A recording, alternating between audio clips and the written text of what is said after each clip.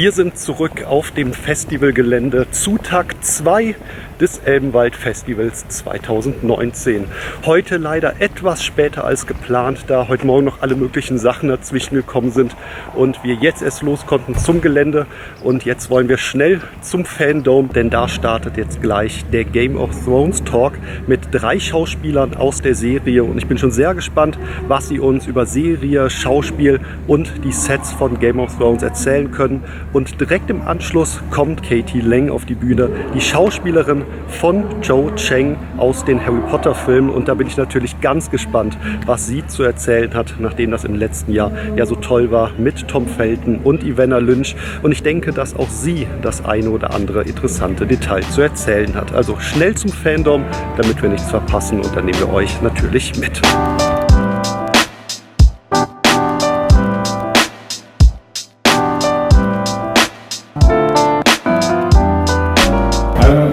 Ja, ich spreche aber ein kleines bisschen Deutsch. Und Lupa, ich hatte natürlich keinen Jack Gleeson. Ich habe mal das falsche Gesicht aufgesetzt, aus Versehen. Aber ansonsten ging das alles total smooth. I had a line where I was eating the wedding cake pie, and my line was, "Oh, this pie is dry. I need some wine to wash it down." Now, however way I said it, Peter Dinklage, who plays Tyrion, just couldn't stop laughing. So it took us a while to get through that line, and I had a tough conversation with him afterwards, just about keeping it professional, and because you're not allowed to have fun on set. So, yeah. But that was it. The one of black and white. We're all going to say our own houses. I truly think the Tyrells were the most noble families. I think if they were empowered, everything would have been okay. Yeah, I guess the Lannisters were pretty cool. But I don't know if Joffrey was Lannister or Baratheon, but they're the best, obviously. Well, I guess it was just an easy question. Chris, weiter. Which voice actors are you still in contact with? Which actors of the series? None of them. I don't like any of them. Or sometimes meet Jack Gleeson and Finn Jones, but That's it. yeah, that's it. It's nice doing these events and these Comic-Cons because we haven't seen each other since we really worked with each other in Belfast. So it's always nice when you do these and you meet up with friends and colleagues that you work with so intensely. So You've changed a lot. I've changed a lot. Yeah. I've changed. You used to be so humble and. I'm now a right prick. That's what happens. Also, ich sehe jetzt nicht, wo du bist, aber ich kann dir dann gerne die Telefonnummer von George R. R. Martin geben.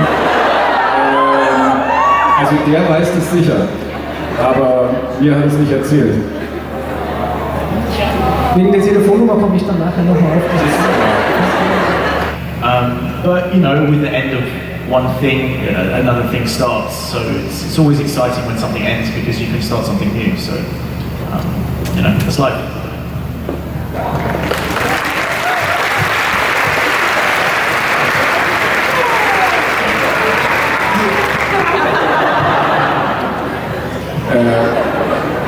Es ist natürlich immer, die Größe einer Produktion ist natürlich immer vom Budget abhängig, und bei so einer Produktion wie Game of Thrones.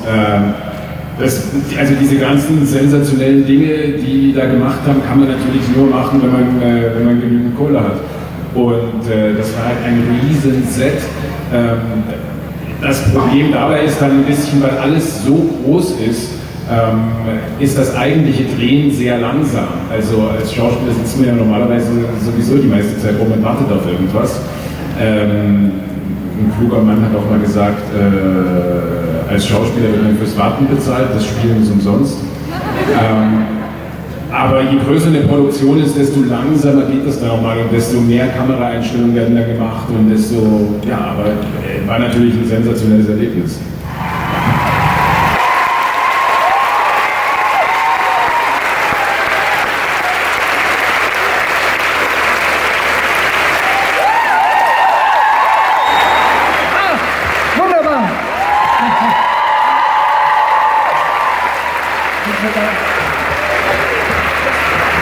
the microphone.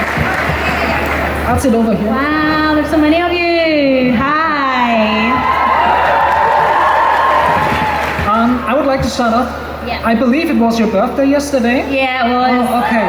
Leute, Thanks. bekommen wir das ganz kurz hin? Auf dein kurzes Happy Birthday? 1, 2, 3. Happy Birthday to you. Happy Birthday to you. Happy Birthday, dear Katie. Happy Birthday to you. Oh, thank you so much. Thank you. Oh, that's really sweet. Thank you, guys. You just made my birthday. Thanks. Harry Potter's been over for a while. The book came out more than a decade ago, Yeah. but it's still going very strong. Why do you think that Harry Potter is still so relevant today? Why do I think it's relevant today? I think it's never been more relevant than it is now because I think the world is just, there's such a divide between people and the books, explore humanity and, all those kind of things that we are really in dire need of right now. And I think, people need to remind themselves about like the goodness that they can possess. And for that reason, I think, it's just, people need it, yeah. And what do you think about Cursed Child?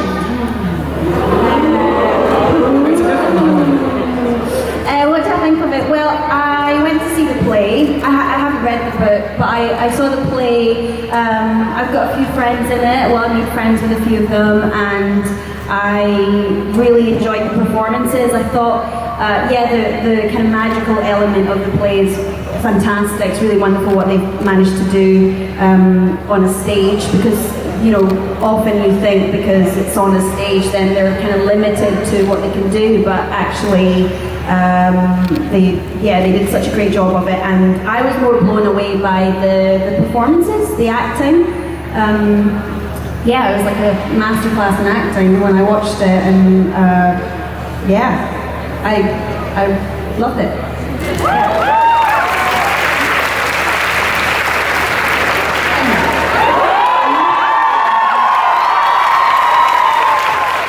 Cho doesn't need a boyfriend. Actually, I think if anyone, the perfect relationship would have been Cho and Luna.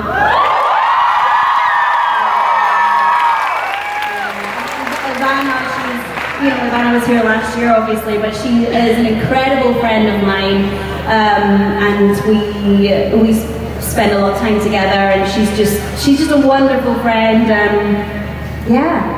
Cho and Luna.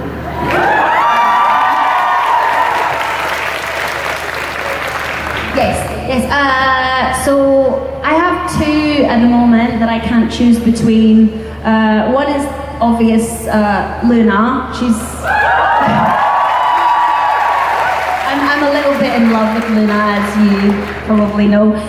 But she's such a. I think we can all be a bit more like Luna because she's so weird, but very happy to be that weird person. She doesn't care what anyone thinks, and I think we could all be more like that and not feel like we have to conform with society or what is cool. I think it's really, so she's taught me a lot through just being herself, and Ivana's like that as well, so really it's Ivana. But my other favourite character is Snape.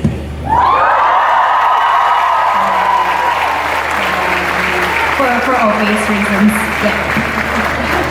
Thanks.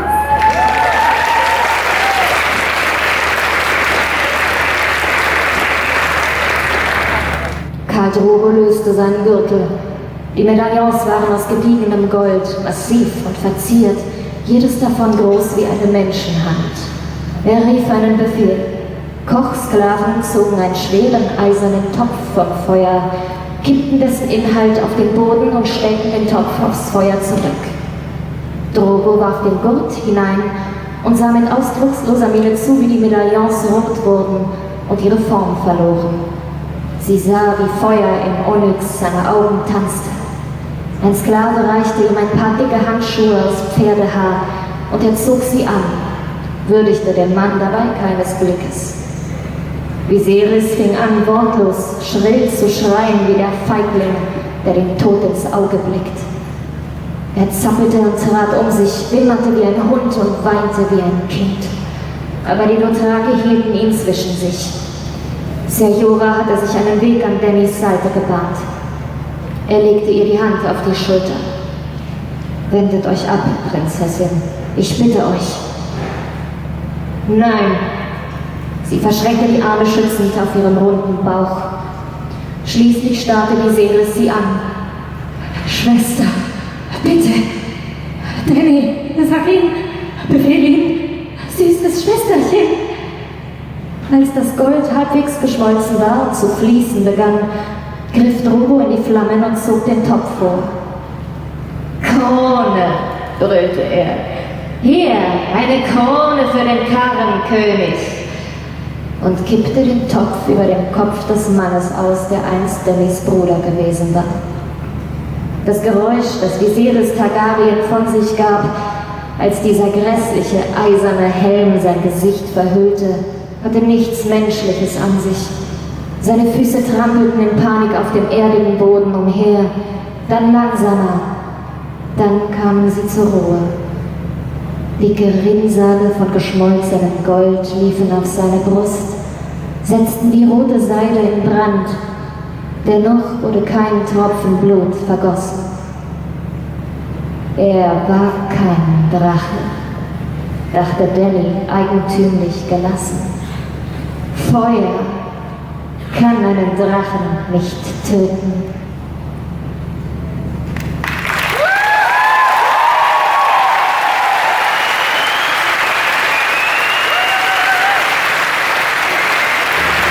In den Geschichten der alten Nan über Menschen, denen Zauberwünsche von einem Grumpkin gewährt worden waren, musste man beim dritten Wunsch stets besonders vorsichtig sein, weil es der letzte war. Giswick und Wies waren nicht sehr wichtig gewesen.